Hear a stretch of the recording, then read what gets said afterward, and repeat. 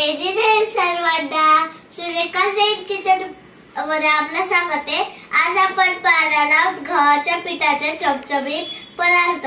त्यासाठी एक वाटी गव्हाचे पीठ घेतलेले आहे। आता त्याला चाळून घ्यायचे। थोडंसं ओवा खुस करून, चवीनुसार मीठ, 2 चमचे तेल, आता याला काढून घ्यायचे। ह्याला मिक्स करून घ्यायचे। हे पीठ असं व्हायला पाहिजे। ह्याला एकदम घट्ट थोडं थोडं पाणी घेऊन मळायचंय।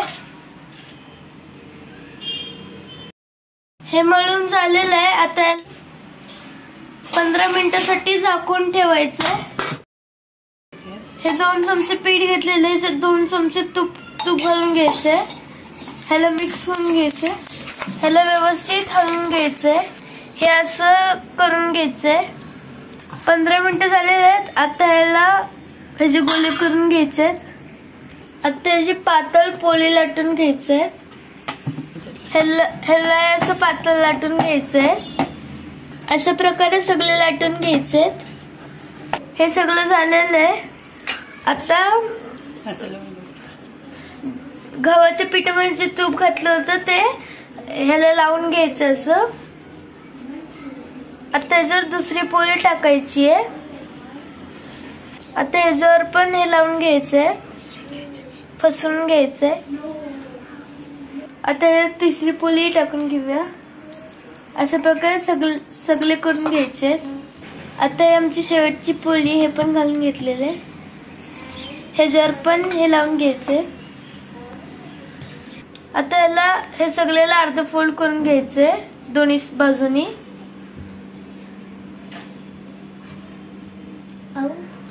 आता ह्याच्यावर इथं पण लावून घ्यायचे। आता याला पण फोल्ड करून घ्यायचे।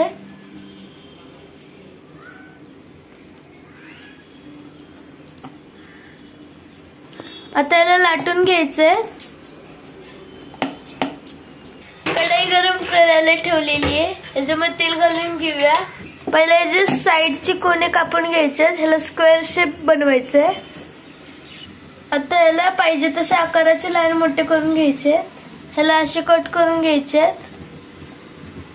तेल गरम झालेलं, आता ह्याला घालून घ्यायचं।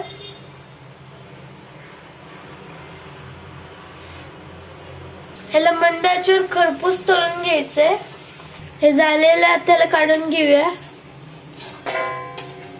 अशा प्रकारे सगळं करून घ्यायचंय। ह्याला नाव काय? हे झालं आपलं गव्हाच्या पिठाचं संचयित पदार्थ तयार। मी थोडं टेस्ट करून बघतो।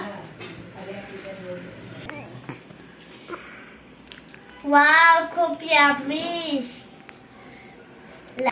तुम्हाला जर आमची रेसिपी आवडली असेल तर लाईक, शेअर, सबस्क्राईब आणि बेल बटन दाबायला विसरू नका।